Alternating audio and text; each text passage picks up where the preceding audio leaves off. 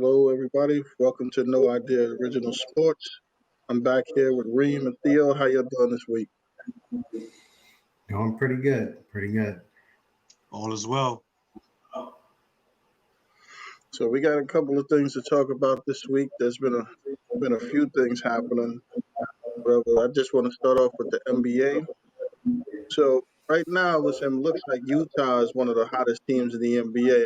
Utah's winning, Brooklyn's winning. I think Denver's bouncing back. Listen, who you guys see as what see is coming up right now? And who do we see is actually faltering a little bit? Like you said, I got Utah. Hard to not mention them. I think finally they lost the game yesterday, I want to say, right? But prior to that, they were on like a serious winning streak. I believe they may have the top record in the league. So, of course, Utah's there. I got Phoenix. Chris Paul has those guys playing well. Another team I have that's playing well, surprisingly, is the Trailblazers. No CJ, no Nurkic, and those guys are still finding a way to win. They're like, at last check, like fifth in the East, something like that. So those are my teams, I would say. Of course, you mentioned the Nets. The Nets are another team that's been playing really well recently. So that's probably my teams that seem to be hot right now.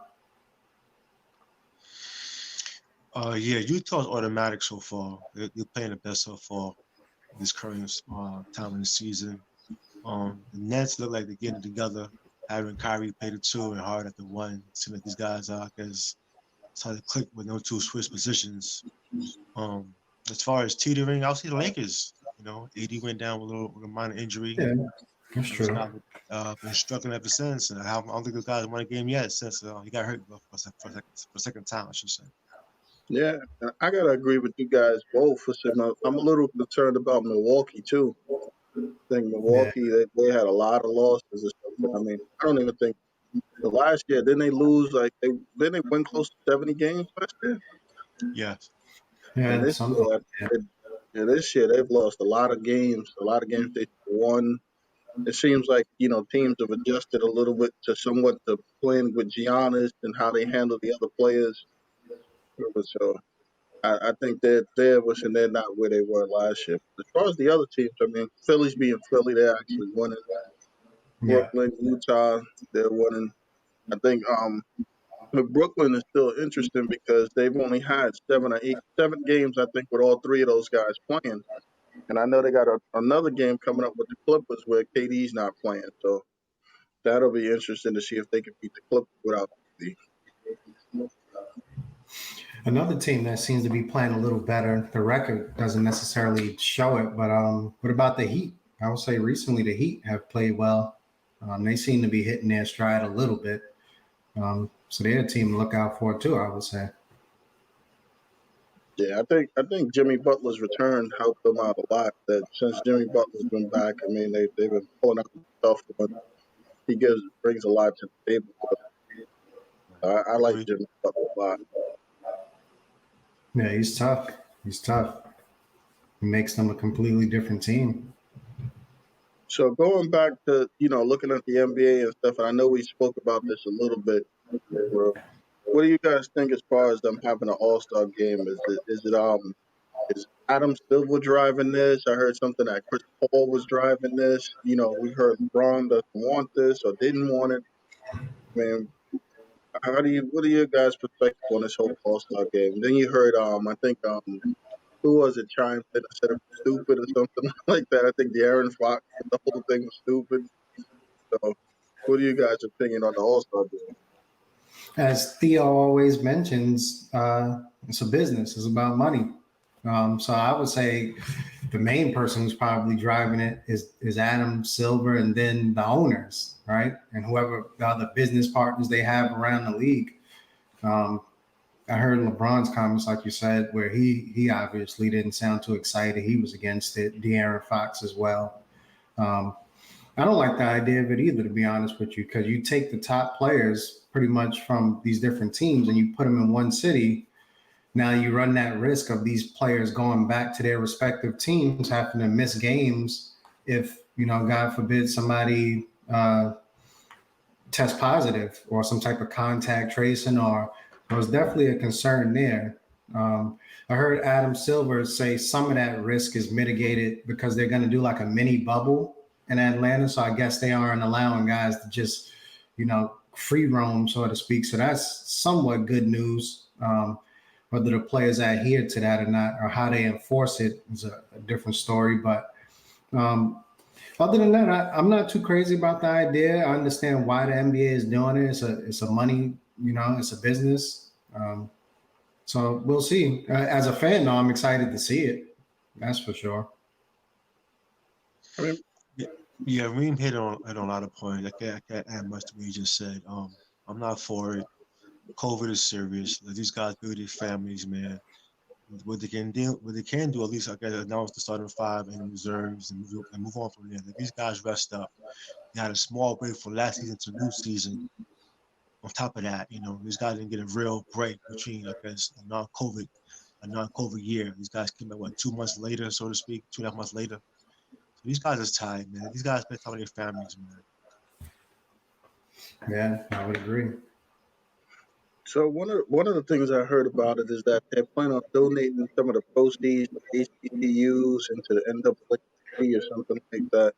I don't know what the breakdown of that is or whatever, but that supposedly that was Chris Paul's involvement. That he kind of, as the president of the Players Association, pushed that part of it to try to get the game going. So I mean, if that, I don't know what the contribution is, but what the levels are. So I think that at least would be one positive out of it. And as far as like, of course, the COVID tracing stuff and all that stuff is a big deal. Plus, happening in Atlanta, trying to keep us, unfortunately, trying to keep these players out the strip club is going to be interesting too. So, so Yeah, that's going to that's be true. really interesting.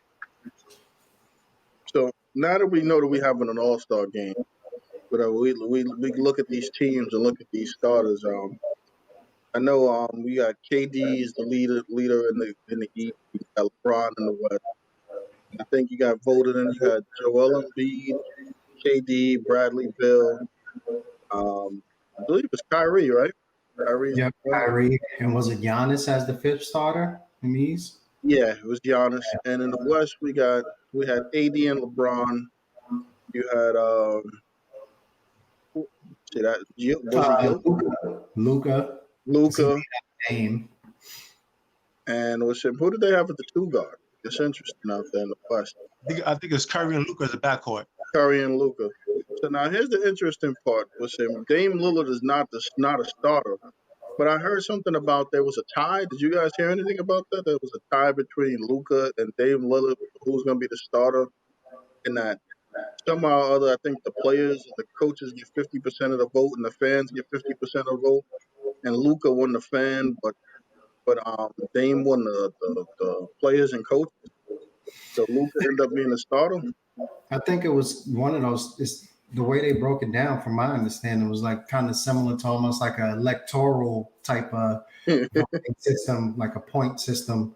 So, like you said, they tied, and then I think based on the fan voting, Luca got in, which is unfortunate for Dame. No disrespect to Luca, the guy is, I would say, an MVP candidate, but I think Dame.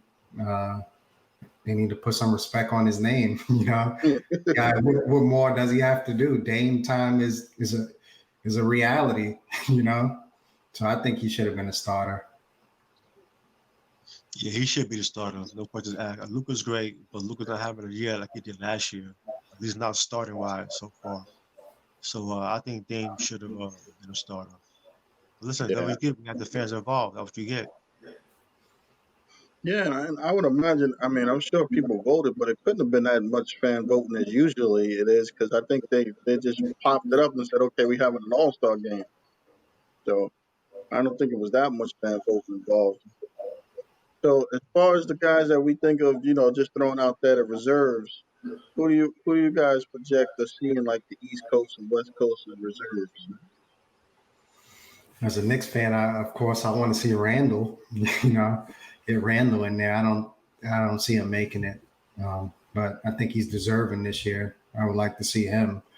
Uh, You'll probably see Trae Young on the East, I would say. not a huge fan of his game, flopping around and stuff like that. No denying his numbers. So I think he'll probably be in the East. There's a ton of guys, probably too many to list. If you go down the line, but those are the two who I would say stand out in terms of the East right now. Come to mind. I would like to see Randall. Trae Young will probably get in. Out of the East, I like Jaylen Brown. He's been playing great for Boston from day one. He's been very good. It's a good pick. Yeah. Another guy too, Sabonis from the Pacers. He's playing outstanding too as well. Sabonis from the Pacers. So those two guys stand out, as well as Julius Randle, Trae Young. Maybe James Harden. James Harden been playing great too Yeah, since the trade to the Nets. He's been outstanding, James Harden. yeah. Can't front on him. But those 3 or 4 guys I just mentioned kind of stand out to me the most out of the East. I got two other guys to throw in there too that I think should definitely be in consideration. I think you got to think about Bam from Miami, Bam out of Ohio, because all the guys Yeah, we basically listed are all small guys, and we can't leave Zach LaVine out when we talk about the All-Star game. Yeah. that's a good point. Yeah. The So last 9 games I saw, this guy's been killing. Look, he's been killing all season, but if you look at his last 9, 10 games, this guy's averaging 30-some points. So Levine should definitely be in there, in my opinion. Right. yeah, and I definitely wish him. I mean, if you look at overall from both ends of the court, I definitely would support Randall being there. But I think it's going to be tough. I think with him, I think as far as the good thing for Randall is that the benches come from the coaches and the players, and not the fans. So that's always a good thing. It's a good sell.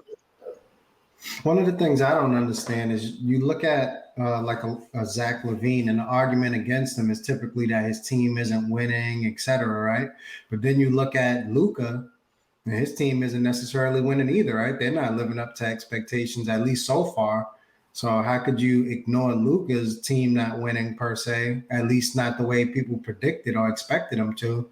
And then Zach Levine, you use that argument against him. Oh, his team isn't winning, so he isn't deserving of it. That's a valid point. Who do we think puts him in the West is a possibility? Because I think the West is a little more wide open as far as who's doing what and stuff. I mean, for me, I'd have to one I know definitely I'd have to say is Jokic. He would definitely have to be there, and maybe Donovan Mitchell or something. With being a coach, but then you got I don't know if Booker's there this year. What do you think? Booker? No. Yeah, I his don't think numbers so. are kind of down, yeah. Yeah. It's unfortunate though, because that goes back to the winning and losing conversation. His numbers are down because CP3 is touching the ball more, taking the ball out of his hands, but yet his team is winning. They're like 6 or 7 games over 500. Yeah. So, but yeah, I wouldn't put him in, but that's an interesting argument. Finally, his team is winning. He was being hit up before, penalized for his team not winning, why he didn't get in. And here we go there winning. His numbers decrease a little, but now he's not a selection, it seems like. I mean, you got DeMar DeRozan and De'Aaron Fox and guys like that. Paul George, would you put Paul in? George. He's been playing well. So, I mean, yeah, there's a lot of guys, I would say, yeah. borderline, if not all stars. So you know what's interesting about this All Star Weekend thing too is that supposedly it's not supposed to just only be the games. Supposedly they're going to do the other events too, but during the same evening or something like that. I don't know how that's going to Yeah, work. yeah, I thought I read or heard at least one of the events is going to be like at halftime of the game. Yeah. So that's interesting. I don't know which event it is, if it's like the dunk contest, 3-point contest. But that's unless they do like an extended halftime or something, I don't see how do you fit it in, during I, the halftime break. I don't know. It's going to be interesting. Plus, too, you got to remember those guys got to be testing for the bubble too. Like, who are going to be the candidates in this thing? Mm-hmm. Like, Yeah. I mean, I think the easiest thing for them to probably hold would be the skills challenge because it seems like a lot of players that are in the games are usually in the skills challenge too. But I don't know how easy it is because the dunk contest is usually a completely different set of players than actually playing in the game. in a 3-point contest too. So, like, out of those guys we listed in the games, how many of those guys can be in a 3-point contest? I couldn't see really. Maybe Trey Young, Yeah. Luca. Maybe he might. I don't think Luca should be, but and Yeah. then as Yeah, then as Dame. far as then none of those guys can be in the dunk contest. Yeah, so like you said, now you're inviting extra people into that mini bubble and Mm-hmm. uh, exposing them to even more risk. Yeah, so that's that's gonna be interesting. But I would tell you, I gotta say I'm gonna watch it. I'll be watching. Yeah, as a fan, I'm excited for it, but it's definitely some risk involved. But as Theo always says, it's a business. Mm-hmm. I wonder if they actually play this game seriously since it's less since it's less people or something. Maybe they should start doing that baseball format because I always thought that was interesting where the team that wins the All Star game gets the home court advantage in the championship. Now, are they going with the same format they did last year in terms of like that fourth quarter was a little different last year? I don't know. Did you like that last year? I wasn't too crazy about it, but apparently a lot of other people seem to like it. But I wasn't too crazy with about that the way they changed it up. But I think that was another CP3 and company idea. Yeah, it just seemed like I don't know. Are they doing basketball or entertainment? Yeah, it was a bit too gimmicky for me, for my taste. Next thing you know, they're gonna lower down like a 20-point basket or something. You start losing, and you hit a 20 pointer or something to get back in the game. Yeah. Yeah, so it's So gonna be. we had some other interesting news in the NFL. Carson Wentz is no longer a Philadelphia Eagle. I think we all kind of figured that would happen. But now he's on the Colts.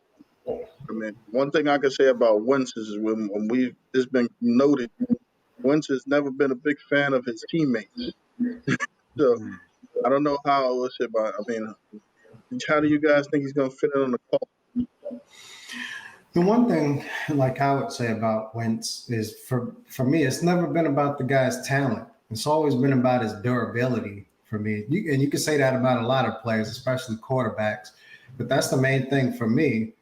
So you look at Wentz, I think with the Eagles, they gave up 50 something sacks, something insane like that. And now he's gone to a team in the Colts where they gave up about 19 sacks, and that's for the quarterback who's as stationary as they get. Rivers isn't mobile at all. So if there is a team that Wentz can go to and succeed, I would say it would be the Colts, just based on that offensive line. If he goes over there and he's still, granted, anybody can get hurt on any play. So no matter what the offensive line is, you got the number one offensive line and just go out there and get hit the wrong way.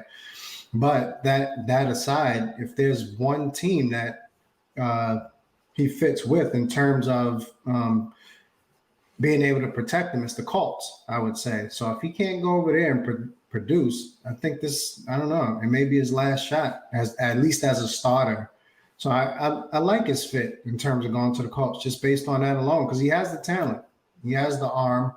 I just always questions his durability and I guess his fit as a teammate, like you said too, is questionable. It's definitely a good fit. I like it from a football aspect of it. The Colts have offense, they have defense, they have running game, they have it all. Now you got the quarterback. So then right now they are one of the few teams who we mentioned about maybe making a Super Bowl next year is the Colts. So they got everything. Like I said, offense, defense, line, quarterback, running game. Frank Wright is a very good coach so far. His first gig as a coach, but people forget that he was in Philadelphia during Wentz's early good years in Yeah. Philly. So now he's with the Colts and reunited with Frank Wright. He reunited with Frank Wright, I guess, two or three more other coaches that he had in Philadelphia. So he should fit right in with those guys, and hopefully he stays healthy for the Colts fan part. And my only concern with Wentz is holding the ball too long. I would say. Yeah. I think he's a gambler. He got a good arm. He's accurate. He's scared to make plays. He's scared to scramble, run. But this time he's running a better team. I mean, he maybe say a better coach too, and maybe the run game could, I guess, preserve his arm in his career. He threw the ball 40 times like he did in Philadelphia. And it's like he threw the ball 25 times, maybe 30 tops, with a very good run game, like the best O-line in football. Yeah, for me, I think it's definitely an improvement for the Colts. I think he's got a live arm. Don't get me wrong. I thought that this guy had a live arm and he helped him out a lot. The only thing that concerns me, as well as a couple of just two minor things. T.Y. Hilton is the free agent, and the number two is Devin Funches, and he didn't play well last year. So they might have to get some playmakers out there as far as receivers. And then just Wentz coming in and working with the team. Because from what I understand, the reason that one of the reasons that Jalen Hurts looked a little better is because you see the players like helping him out, trying to push him along, move him along, and you never really seen that camaraderie with Wentz. The only person that seemed to like him was Hurts. Nobody else seemed to really want to play with him. So I think hopefully he learns from his experience with Philadelphia and wish they pick something up. Man, I would like him too if I'm being targeted 15 times a game or whatever it is. Yeah, I'm sure that had a lot to do with it. Yeah. But yeah, I would agree. He's got to work on, at least from the outside looking in, he has to work on being a better teammate. Yeah. And they got to bring Hilton back as well, like you said. Yeah, that's what happened. Hilton ain't going nowhere. I agree. The one crazy thing we got is Pennsylvania teams seem to be making the news this week. We got the Steelers GM saying basically not being non-committal on whether they bring in Roethlisberger's back this week. Basically saying we'll see what we'll do there. And I think Roethlisberger's response was something to say that he'll take a pay cut and do all this different stuff. But from what I understand, even with him taking a pay cut, somehow or other, it's not going to give him the cap flexibility, even if he takes a pay cut. Like they said, he'd have to go from making something like $41 million to $6 million to make it manageable. I mean, I don't know. He still can play. I don't know if I could go from 41 to 6. 41 to 6 is more like along the lines where, listen, you just want to play, and you're still not even guaranteed to play. They might just want to move on from you or something like that. But they got a lot of different guys. They got I believe the linebacker who got hurt. But before he got hurt, Steelers defense was, I forget his name. And then when he got hurt, kind of fell off a little bit. He's a free agent. So, do you think Roethlisberger will be back there next year? I don't think he should be. If I'm the Steelers, like you said, I don't think he's completely done. I think he has a little bit to offer, maybe to another team. But if I'm the Steelers, I wouldn't bring him back. I think he's a massive part of the reason for that team's collapse down the stretch of the season, and he just can't throw the ball down the field anymore. So I personally wouldn't bring him back, but I think they need to. And I always say this, they need to try to do it respectfully, but it may be too late for that. Because like you said, Big Ben already hit him with the basically, I'll do whatever it takes to come back. I'm willing to decrease my salary, etc. So now by making those statements, even if he's not, he puts them in a tough position in terms of the public eye, because if they don't bring him back, now they run the risk of looking like the bad guy, so to speak. Just based on his statements alone. But I think they should move on. I think he probably has another year or two to offer to the league. But if I'm the Steelers, I move on and find another quarterback to try to lead me to the Super Bowl. Once Dupree got hurt, it kind of went downhill from there. The Pittsburgh Steelers, but it was winning a lot of close games. I think the issue is really his contract. I know he's up there in age. He can't move as much because remember before in his prime, Big Ben could run. He could scramble. He was running on the outside, scrambling, extending plays. I don't think he could do that anymore. I think he's really more of a real pocket guy now. Like he ain't running no more. I think the arm is still there. If they do trade him, Might go to the Bears. Bears got defense, offense, running game. You know, if I'm the Bears or a team who feels I'm a quarterback away from making a run, call Pittsburgh for Big Ben, see if he's available. Yeah, I mean, I would agree to definitely do that. I don't, as long as, I mean, he'd still have to restructure that deal or something because there's no way Right. that they could bring him in at that one. No, you can't do that. Yeah. I think he Yeah, knows that too as well. yeah. No matter where he goes, he's got to restructure that deal. He's not worth 41 million or whatever it is. Yeah. But he 41 did, mil, at lot. the end of the day, he didn't give himself the contract, you know. Right. So Right. I'm not Right. I'm not mad at him. I just Right. think in order for him to possibly come back as a starter, he's gonna have to restructure that deal in order for a team to be willing to take him on, including the Steelers. Yeah. But I don't think he's going anywhere. I'll say this will be his last year for sure. Yeah. I gotta agree with that. I think that this will be the last year because realistically, I don't. I mean, they let Mason Rudolph play, but I don't see him as a necessary answer, long term answer. And unless they feel like they got the long term answer, or they plan on drafting a long term answer, I don't see them getting rid of him. Yeah, that's a good point. It's nice to move on from these guys, but unless you have a backup plan in place that's better than the guy you're moving on from, it may not be the best idea.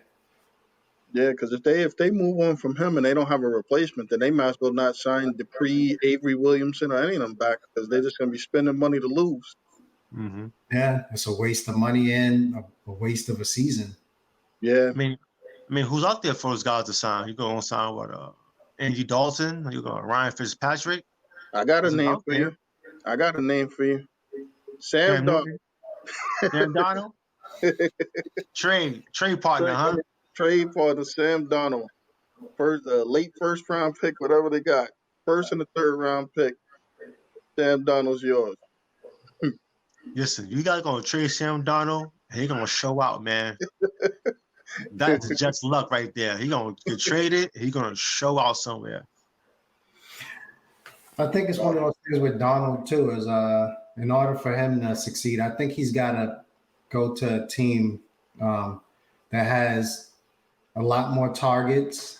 Um, Yeah, he has to go to basically the perfect team, a solidified running game. It's not too many teams, that have it all in place, ready to go. But if they Right. do, then Donald would be a good fit as using another Theo term, a very good game manager. I would say you, Donald could be. you know the problem with Darnold is that the system they put him in was, remember they always kept talking about it's a read and react system. Well, you got a guy that in college threw a lot of interceptions. So reading and reacting was never his thing. His thing is dropping back and having guys open steps on the field. So he needs players. Like you said, he needs guys that can run them way, basically get open, where he can throw the open windows. He can get to a lot of different motions and different stuff in the offense. Not something where he's out there making a decision. He's never been like first and read the defense, get into the third option type of guy. He's more of a first option, second option guy. Top. So, Right. And plus, I think the Jets seem to fall in love with these guys just based on their interviews. We had this yeah, same scenario a couple of years ago, right? With Mark Sanchez. It feels like the same thing, history repeating itself. You got to fall in love with the footage, what these guys do on the field. Granted, I would say some of those other intangibles are important, but I think the Jets, they a lot of stake in those interviews and stuff like that. The guy looks the part. They get caught up in a bunch of that stuff, I think, and it comes back to bite them. Especially these guys, you bringing these guys in who typically play in warm weather climates and stuff like that. They struggle to adjust to the weather here, and that's why I would be leery if we say like the Steelers, right? Because it's freezing cold. Is Donald one of those guys who could play in that type of weather? You think? yeah. I got an interesting question for you. We talking about Darnold and the interviews and stuff like that, right? Would you rather take a guy who could throw for 5,000 yards who had 30 touchdowns and 30 interceptions and teach him not to have 15 interceptions, or have a guy that can't throw the ball at all? Like you said, I'm taking the guy who could throw and trying to. I'd rather work to help tone somebody down than have to work to rev somebody up, so to speak. And Yeah. I think that's Donald's problem. I don't think he's terrible. Granted, he wasn't put in the best system to succeed either. Hardly any weapons. You got rid of his deep ball threat. I forget the guy's name. Yeah. Right from not this He, season, last season, we let him walk. Anderson? Anderson. Yeah. Anderson. He went to the Panthers. Yeah. Yeah, we let him leave. So no running game, right? Frank Gore this past season. So he wasn't put in the best position, not the best offensive line per se. But I don't know if he's necessarily the quarterback for the Jets to usher them into the future. But I don't think it's entirely his fault. Yeah. I mean, around the NFL, we've been seeing a lot of people get cut. I seen where the Panthers signed their safety last year, and then then cut him this year or something. Not because they wanted to cut him, just because they didn't have the money to keep him. So what's this guy? I think there's some very interesting things going on. Green Bay. Boston. Yeah, Yeah. these guys are just cutting guys because of the salary cap, and part of that again, that goes back to what they're saying, the COVID thing. So because they couldn't get as many people in the stands and they couldn't get as much revenue, salary cap goes down. And if the salary cap goes down, then and you need more players to try to build your roster, you have to start cutting guys. So you're gonna find some interest. I even heard something where they can't do it, but I heard something crazy where they said if the Jets possibly could have cut Mosley, they would have tried, but they can't because he's under 2 more years of contract. They owe him a guarantee like $20 million or something. And even if they cut him, they still have to give him 14 of them. So so it doesn't make any sense. And literally, he hasn't played any. Might have played 2 games for the Jets period. So it's going to be a lot of teams up against it as far as with this whole thing with the cap and cutting players and stuff like that. I don't think Juju Smith-Schuster is going to be a stealer either. I don't see how they could afford to bring him back, keep Big Ben, sign Avery Williams, keep Bud Dupree. Unfortunately, and then we talk about the Steelers and Ben's mobility. Pouncey retired, so Yeah. that was a big part of his protection. So now you're gonna have him out there dealing with a new center too. So I don't know.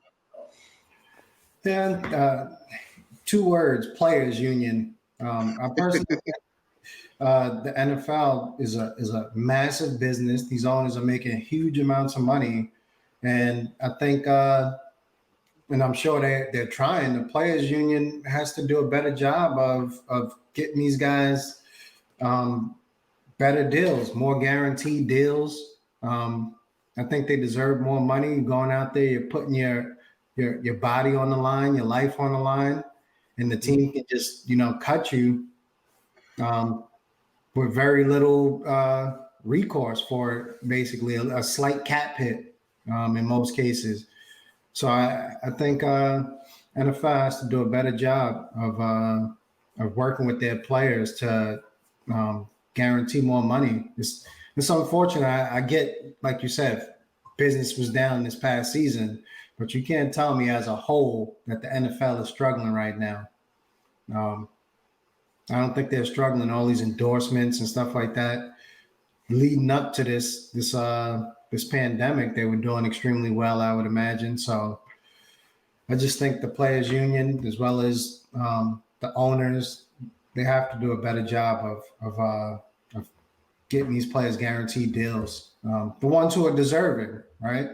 If guys aren't deserving, then hey, you have to take one of those deals and prove yourself. But the guys who are deserving, they should get guaranteed deals for significant amount of money, I would say. Like you say, you got guys who are borderline star players, if not star players, getting cut just for cap reasons. Yeah. You hardly ever see something like that in another league. When do you see NBA cutting star players for for cap purposes, you know. So something is off there. Something has to be fixed. And these guys are, like I said, putting their health on the line, their bodies on the line. Get them better deals, I would say. This is definitely the year for teams who like the penny pinch, like Cowboys have been the last few years. A lot of good players will be signed for less of their value, so to speak. Absolutely. Yeah. So I said this would be this year will stand out more as others as far as penny pincher wise. But I see a lot of late ending signings right before the season starts, so to speak, because guys still feel that they're worth what they're worth. So I guess they hold as long as they can. And so I guess the season might start, the OTA might start up again, then it might settle for maybe 2 to 3 years, 2 to 3 million less than what they really want. But I see a lot of bargain signings for, I guess, low prices, man. That's for sure. So this year favors the owners this year. Yeah, I gotta agree with you, Theo. I think they're gonna try to get everybody on a lot of these supposedly make good contracts and stuff like that. Try to get them in there and stuff Right. because Set it again, back. Right. the NFL they definitely have to restructure how they go about doing the salary cap and that type of stuff because you know they these guys definitely put themselves in more physical harm than anybody, like Kareem said. And now you have like star players coming in like taking deals like you know who got caught with that the safety on Kansas City um really good was in Pro Bowl level safety that he got into the argument with Tom Brady in the Super Bowl. It's Tyrann Mathieu. Yeah, Yeah. Tyrann Mathieu. Yeah. Tyrann Mathieu got two of the worst contracts ever. His first deal, remember, because he had those issues in college, he couldn't get the standard rookie deal, so he got some super reduced deal. And then when he's left Arizona, you would have thought from his, from his work, I guess because of cap or because of the way the money situation is, he got maybe half of what a standard player his level was getting. So you're gonna have a lot of those deals. I think the Jets gonna run into that too, because how much money are they gonna pay Marcus May this year? He's a free agent. He may end up staying on the Jets just because it's better to be with the team you're familiar with. Because I don't know if he'll get any offers as big as he'll get from the Jets from another team. Yeah, that's a good point.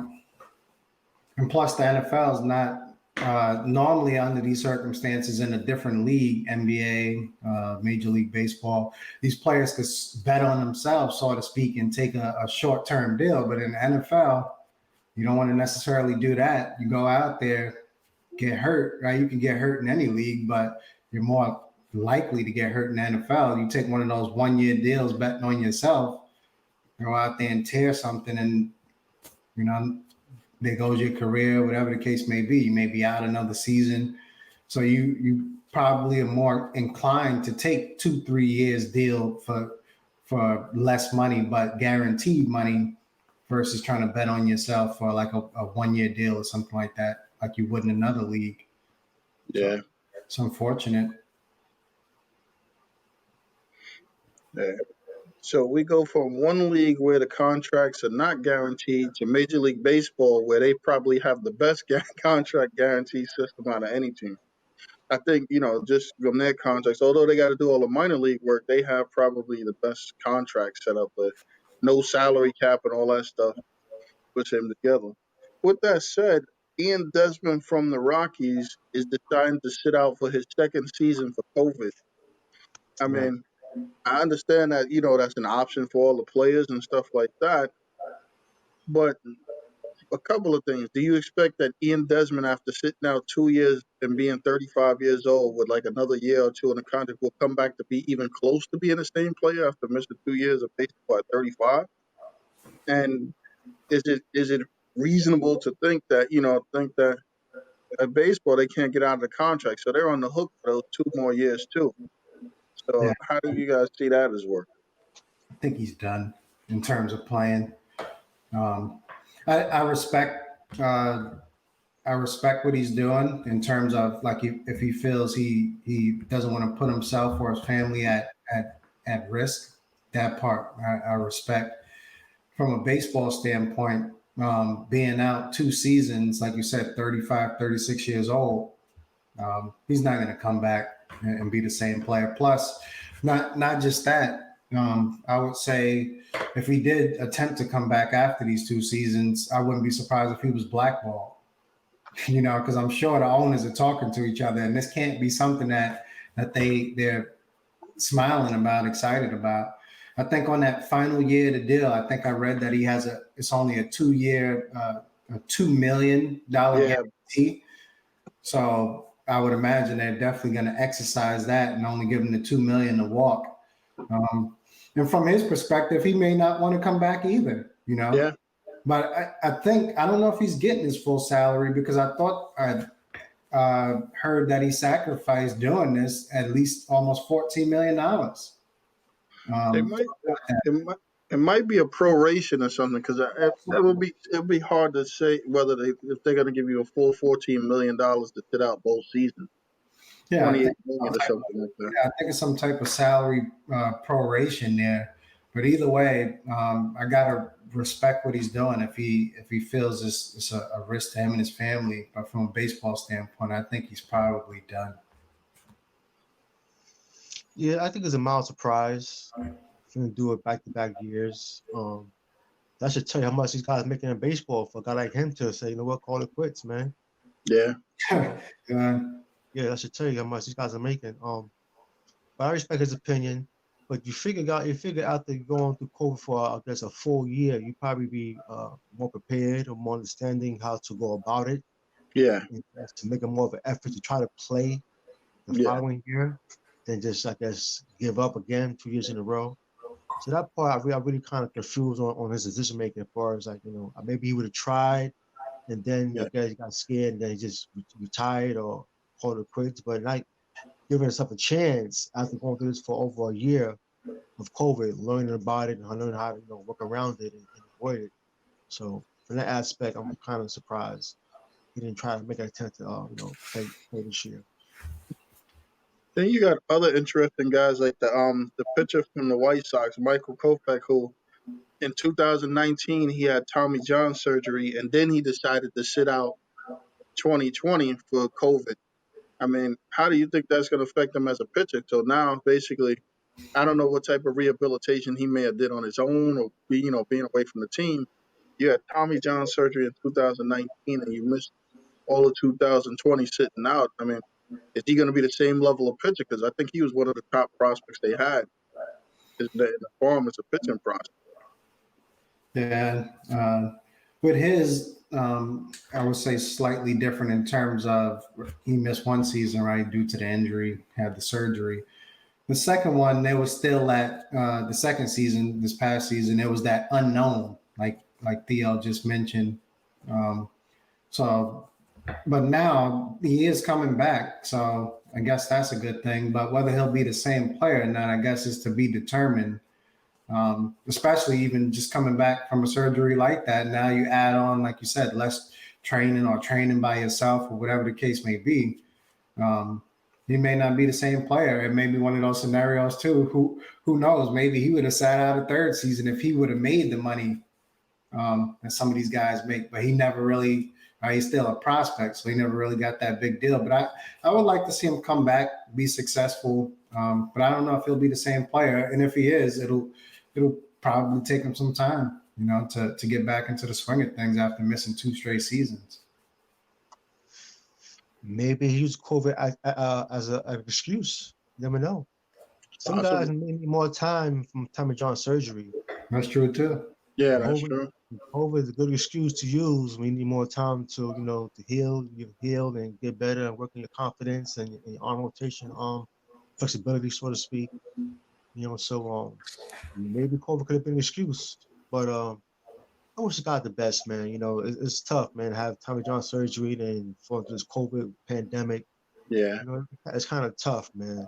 So, but that being said, I hope he comes back, at least try to make a comeback, and if hopefully he'll be great again, or just yeah. or just as good as he was before he got hurt. See, for me, I definitely would think that the decisions they make, for their families and different things, you got to respect those decisions. I do think baseball is probably one of the hardest sports to adjust to after long layoffs. I think especially pitchers and hitters. I mean, you should be able to still fill the position unless you lost the step or something that way. But losing pitching velocity and hand-eye coordination to hit the ball. You miss a couple of seasons or something. It's a curve. I mean, you have a few other friends guys like the craziness that Cespedes pulled with the Mets, where he showed up then disappeared. Well, I haven't heard anything about him this year. I mean, is he even still on the Mets roster, or I don't No, know what's going on with him. I But don't think so.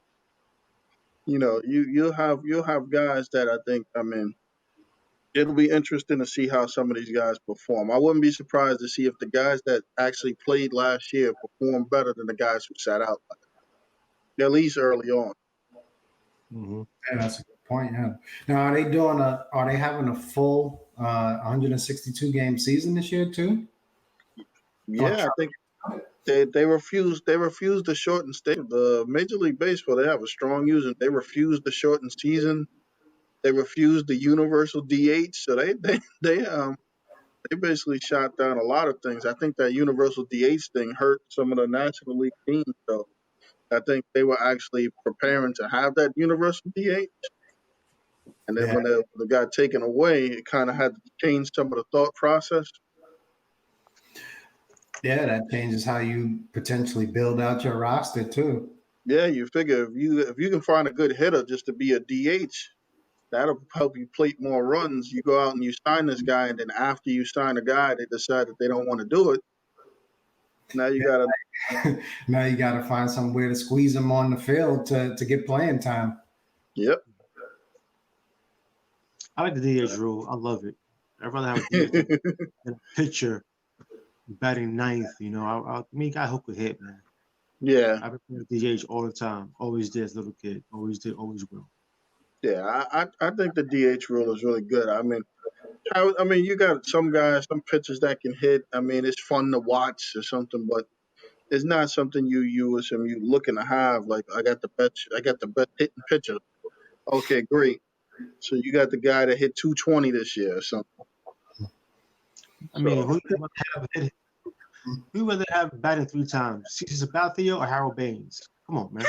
yeah, exactly. Come on. As a fan, you definitely love the DH. I think it maybe adds a little strategy here and there. Like with the pitcher, do you pull him out of the game or whatever to substitute in a hitter? Or so it adds a little strategic element. But the universal Right. DH, I think, needs to be implemented at this point. Fans, like you Yeah, said, fans don't want to see pitchers trying to hit the same way I wouldn't want to see hitters trying to pitch. You know. yeah, yeah. Yeah. If you So notice, fellas, I'm sorry, you notice the pitcher's always batting up when guys on base. You ever notice that? yeah, Always two guys on base. yeah. Always guys on base when he's batting all the time. Well, you think about it. You're right. It destroys the strategy too. So think about it. If you got a pitcher, if you got two guy on first and second, you got the pitchers up. You know what you're doing, right? Right, right. Come on. That's What I'm trying to say. Give me Harold Baines, man. Said 60 bats 3 times at bat. Come on, think man. about it. You got a guy. You got to listen. You got a guy on second and third. You got a batter and the pitcher coming up after him. I'm walking Somebody's getting a free base, and we walk. Somebody's Right. getting walked to get to the pitcher. you So and get to that pitcher. yeah, Let him yeah. be. It definitely destroys the strategy of the game because now you trying to intentionally get to the pitcher Mm-hmm. and stuff like that's you've seen it. Well, I mean, I hate to say it, some teams are so bad that the pitcher might be the guy you want to walk for the hitter. Like I watched a couple of Mets games last year, and you might have wanted to walk the pitcher to get to the hitter. Mm-hmm. Yeah, that's a good point. Yeah, but guys, I've been watching a lot of NCAA, and those games seem to be heating up as we get closer towards I guess the COVID related conference tournaments is going to be a little different. But there's been the top 25 this year has been a little bit topsy turvy. I mean, none of the not well, some of them are creeping back in, but none of the blue bloods, the North Carolinas, Dukes, and Kentuckys, those guys are all way on the outside looking in. I think North Carolina is the closest. Last time I checked to actually making it. Duke got a good win yesterday against Virginia. I mean, it kind of tells you like like how basketball is being played and what's actually going on. That you got guys that are ranked high losing to teams that you would have thought would have been good that are just not ranked now. Like Tennessee lost to Kentucky, so we got some interesting things going on in this rankings and stuff. You guys see anything where what do you guys think of this whole change and the blue bloods being out and the teams just being in there? Because I think it's fun to see myself. Yeah, yeah, I like it. I think the NCAA started out this year a bit messy from basketball and college football standpoint. It was a little bit all over the place, but so I think that has something to do with it. But I think it's more of some of these smaller schools just catching up in terms of talent. Guys are playing hard. So I think that has a lot to do with it. One of the interesting things is the guy from Duke, right? The kid from Duke. Didn't he essentially quit on his team? So he Yeah, back to small forward, power forward. I forget his name. Jalen Johnson, I think, or something like that. Johnson, right? So Yeah, he essentially quit on the team, and I guess I'm assuming he's getting ready for the draft early or something. But I find that interesting because here it is. That might explain some of why Duke is losing, right? I'm not saying the guy wasn't out there playing hard, but you got a guy out there with that type of mindset, right? It shows that he's definitely not thinking team, right? Definitely out there thinking about himself. He's not worried about whether the team is winning games or not. And I'm sure it's not just him. So I think that's factoring in. And I think the smaller schools are getting better, less practice time, etc. But I think more than anything else is just transparency among the smaller schools, but the top schools. Smaller schools are just getting better, I would say. Yeah, I think UNC will make it out of the Blue Buds. Duke had a big win, so they're on the right side of the track. There's somebody had them like as the first four out into yeah, the tournament. Um, Kentucky has a bad record, though, but they've been playing pretty good the last 7 or 8 games. yeah, Kentucky, they've been balling out. And those guys to blow out Tennessee the way they did yesterday is a telling sign. So maybe these guys sometimes you can just click at the right time. Seeing these guys gelling together, playing together. So plus, if they win their own tournament, it's an automatic bid. And these guys are yeah, playing well. So you never know what It's true Kentucky, too, yeah. their record don't say how good they should be. But as far as Blue Bloods concerned, it's always good to have Blue Bloods have a down year. Let somebody else come out of nowhere and do good. Like today, Michigan is a very good team this year. I yeah, think Ohio State is a yeah, very good team too as well. Ohio State. Jawan Howard has those guys playing ball. yeah. Yeah, you sure do. You sure do. I give him credit on that. You sure do. But it still comes down to I was ask you guys this: what teams do you see who could beat Gonzaga? You guys And undefeated. now nobody. I mean, Gonzaga. I Yeah, mean, I would have liked to have seen that game earlier this year. It got postponed. It wasn't Gonzaga supposed to play Baylor, and it got postponed. oh yeah, But I mean, those guys look real tough. I mean, yeah. out of those blue bloods, Kansas managed to get back in, but got a couple of good wins recently, so Real they're one. pretty good. But you know what I think is happening too. I mean, I think even COVID is affecting this because I think certain schools are getting the players to stay home or stay closer to home, and they relax that transfer rule where you could just play and you could go. Like a team like Illinois, if you look at their roster, a lot of people are from Illinois and from Indiana, from the area. So so they've managed to keep their best players. I think a lot of these other schools like these bigger name guys like what's happening to Duke. I mean, I really think that those guys should consider going to the D League. If you really don't want to be there, I mean, just take the money, go do that because at least I can respect those other guys, Jalen Green and Kaminga and them and Isaiah Todd and the other cat and Knicks that they decided that, you know what, I'll get the money, I'll play in the league. The teams are not for me because I think Todd's from Michigan. He was supposed to go to Michigan. And I think Mhm. Green might have been going to Duke or something like that. But these other guys, if you really don't want to play, just go over there, make a couple of 100,000 or whatever, prepare for the league and stuff like that. Because I don't know if you guys got to see this, like, as opposed to the college games, they've been doing a lot more promoting the G League games than I've ever seen. Since this Yeah, Ignite team's been on there, they've been airing the games, talking about them, or NBA games and all types of stuff. So yeah, I Well, believe games that, are pretty good too. Games are pretty yeah, good. They can't yeah. lie. Games are pretty good. yeah. I think they're gonna. I think it's gonna be. I think the NCAA they're about to hit a real tough spell, and I think this year might have been a telltale sign with the guy from Duke saying that he don't want to play no more. You got him. You got a couple of guys that I think that are not really helping themselves either, like Brian Boston on Kentucky and the other kid Terrence Clark. Those guys. I mean, before you seen them on Kentucky, we'd have been trying to determine whether Brian Boston was going to be 3, 4, or 5. Now that you've seen him on Kentucky, I mean, he doesn't look as polished as something that he did, coming out of high school. Clark, I mean, to his credit, it might be better that he's injured, that he's not playing. So it's like a lot of these guys are coming into college now, and they were saying, when you a big fish on your high school team or your AAU team, and you're getting all that exposure and stuff, you come here and you play against like bigger, more physical guys. Because even though Kentucky beat Tennessee, you could tell the difference between those guys' body type, and the And physicality those that guys they are have. huge. Springer, right? Yeah, Springer, what's up? That guy is huge.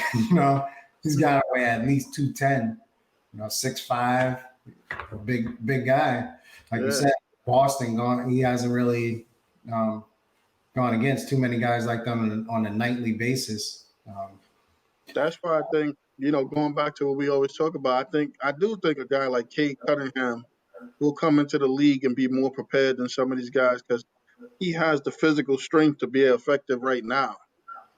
Cade Cunningham, the guy on Arizona State like Josh Christopher, those guys are like really, right now they're ready to be built NBA players.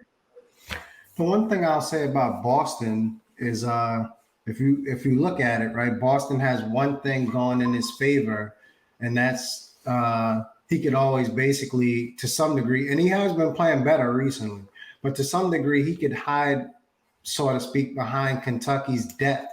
And what I mean by that, right, is you look at Devin Booker, right? Devin Booker, when he came out, was coming off the bench for Kentucky. Emmanuel Yeah, quickly didn't even start his freshman year, end up winning, I believe, Conference Player of the Year, whatever it is, his sophomore year. But that may be the same thing with Boston in terms of, I don't know if he'll stick around for another year, but he could sort of use that, right, to say, and same thing with Tyler Hero, right? Tyler Hero didn't put up huge numbers yeah, uh, at Kentucky either. So it's one of those things where they have so much depth that these guys generally don't put up huge numbers, but once they get to the league and the court opens up for them, the spacing is better, the yeah, speed is more suitable for their games. They perform a lot better. So I think Boston may fall into that category where he's just not necessarily a college player. He still has holes in his game that he has to work on, has to get stronger. But who doesn't, right? Coming in as a freshman. But I think he could probably use that, and some teams will take a shot on him just based on that, based on Kentucky's history of producing these guards that don't necessarily put up gaudy numbers in college. yeah. I do think the NBA is getting smart enough to look past some of these college performances because if you look at some of the players, the way they played in college and then how they translated to NBA, it's completely different. I mean, you're playing against a group of people where you're playing a lot of zone, and then you got a lot of guys who say getting schemed against or something as far as they know this particular player, so we're going to take him out of the game and stuff like that. Another So perfect example of it is what about Jalen Suggs, right? He's probably the third leading scorer on his team, right? But yet we know he's probably the best prospect they have on Gonzaga, right? yeah, But putting up these huge gaudy numbers like two of his teammates are. And it just has more, I think, to do with the play styles, how the team uses them. If you put the ball in Jalen Suggs' hands and run pick and roll with him 30, 40 times a game, he'll average 25 points, 30 points. but they don't really play that style like Gonzaga. So I think that has a lot to do with it, you know? I've seen a couple of kids I've been pretty impressed with that I think that they probably would translate too. Like you guys, Evan Mobley from USC. That kid seems to be pretty tough. Like a 7 foot kid. It seems like he can do everything. They got the kid from Illinois that keeps got a couple of triple doubles recently. So they got a couple of guys out there that I think are gonna creep up on those draft boards and stuff. Where it'll make interesting. I definitely think it's a lot of talent out there. I think it's probably more depth as far as talent wise than there is roster spots in the NBA. The NBA is always interesting like that because you got a first and second round draft, so you basically drafted 60 people. Well, we all know there's not 60 roster spots available in the league or something. One thing that he's been doing, which was a good idea, was the two-way contracts. A lot of teams have been making good use of those two-way contracts. I would say the Knicks being one of them, right? The Knicks have been doing a good job of leveraging their G League teams and two-way contracts pretty well. So, yeah, that helps mitigate some of what you're saying because there's probably not going to be 60 roster spots right off the bat for these guys to all move into coming into the league. So stash them in the G League or throw them a two-way contract and see what they have. It's the late picks, that is. I do think that some of these teams that they be better off bringing some of this young talent up. And I know just like because you mentioned the Knicks, I mean you have so there's players that the Knicks have like especially at some of the guard positions that probably have just as much talent if not more than maybe some of these guys they have up at the league. So I think one of the problems the league has in general, like you take the guy that got traded from Cleveland that's playing in the G League for Houston or something. They could Porter Jr. Porter, yeah, Kevin Porter Jr. They could use him right now. So I mean, what happens is they got to free up roster spots, and I've been hearing different things about maybe PJ Tucker getting traded and stuff like that. If he gets traded, they'll probably bring Porter up, but I think it's a fine balance when you see these teams. They got to decide what type of team or who they're going to be because you have some teams filled up with young people, some teams filled up with a mix, and some people with a lot of old guys. If you don't see I think Pat Riley has something like this, like the way he structures his salary cap is the top 8 guys get paid almost all of the money, and everybody else gets like league minimum. Excuse me, if you're not gonna be in the rotation, this is my thing. If you're not gonna be in the rotation, right, and unless you have some kind of like ex superstar star or have some kind of like training benefit for the young people, why would I just keep an old guy just sitting on the bench at the end that I can't really find value for? Like if you're not helping the young kids get better or you're not contributing, I'd rather keep rotating those bottom positions out to try to get people in there who could possibly help. Taj Yeah. Gibson doing that. Yeah, see he's beneficial. He actually goes out, he contributes, and he helps this guy to stop, learn how to not foul so much and do certain things. So hell, I can even see Taj Gibson down the road becoming a coach. Yeah. Yeah. Yeah, I can see. Yeah, he's a guy that's going to be on Tibbs' staff in the future. I can see that. Yeah, I can see it too. Yeah, so guys like that you need. But if you look at some of these other guys' rosters and you look at it like, why are these guys on there? Like, I give you a perfect example, and I give him credit for playing in the G League. Remember, Amir Johnson used to be on everybody's roster, just sitting there. Mm-hmm. Now he's playing in the G League. He decided he wanted to play. They let him play, so he went and played. Yeah, why not? Work on your game. He's made a decent amount of money, like you said, just sitting on the end of a bench for a good portion of his career. Why not work on your game? Maybe another team sees you down there and you get another shot to come up. Yeah.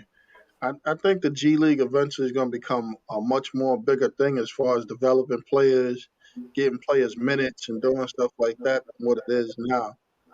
So I could see that expanding. I think that's going to become like a big competition for the NCAA. I think soon, like the way they're going after all these players, you might find a situation where most of the top players might opt for the G League, and you got some kids may still opt for Europe, depending on what the money is.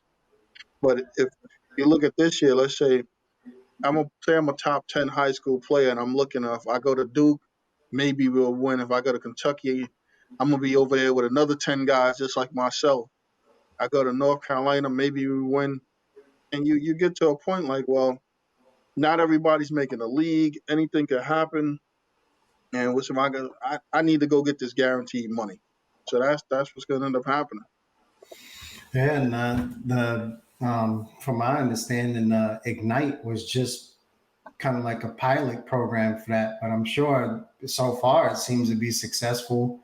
Don't be surprised if next season you see another version of it, right? Because you don't want to put all these top guys on the same team. You don't want the Ignite Yeah, everybody Ignite, to be right? Yeah, you yeah, want to spread it out a little bit. At least have another top team of all these high school players to go to. So don't be surprised if next season you see another Ignite type of team in the G League. But so far, it seems to be successful. I've watched Green, Kaminga. To me, those two guys are probably top 5 picks yeah. playing down there. And then Knicks, like you said, Knicks has looked pretty good. Todd. So I think they are seeing the success, and they'll probably start another one. I wouldn't be surprised. What I like is what they did for the kids too is that not only they paying you, but it also comes with a 5-year college scholarship. So you can get to go to school even if you don't make the league. That's guaranteed to you. So you guaranteed to get a college education for free. So that's a good thing. Never knew that. Yeah, that's good. Now, one of the things is if you don't necessarily get handpicked by that Ignite team, I wonder if they'll expand it where you could end up on the Ignite team, so to speak, right? If you don't necessarily get drafted. Let's say I don't get drafted by the Ignite team, but end up performing. I'm a top performer. I'm Kevin Porter. The G League money, other than the Ignite team, isn't as much, right? So if I'm Kevin Porter, I don't get called up, but I'm putting up these gaudy numbers. Can I move over to the Ignite team at least and get, a couple of 100,000 if they think I'm good enough? Or I wonder if they'll expand it and those types of opportunities will be available. You know what? That would be good. I wouldn't be surprised if they did that because you gotta figure if they're trying to expand and they're trying to make it like legitimize it. Like minor league baseball makes millions of dollars. That's a real thing. It's not just like a thing that just give people an opportunity to show they playing baseball. You know, especially I think Double A makes more money probably than Triple A or something because it seems like most of people get called up from Double A and not Triple A. But they make a lot of money with those teams. So if the NBA could set up something like I think just recently Denver made a deal to buy one of the teams. So I think every NBA team, there's still some teams that don't have a G League team. So I think every NBA team should consider it. I wouldn't be surprised to see the way the NBA is trying to expand if you had like a team from China or a team from overseas or something get in there. Because I believe on that Ignite team, I think there's a kid from China on there. Wouldn't be That surprised. would So happen. So sure. yeah, I think that's a big thing.